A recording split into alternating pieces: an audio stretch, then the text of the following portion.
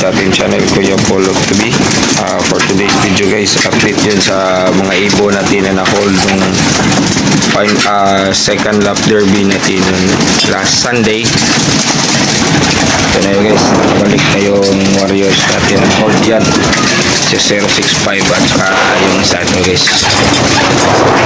yan, si 013.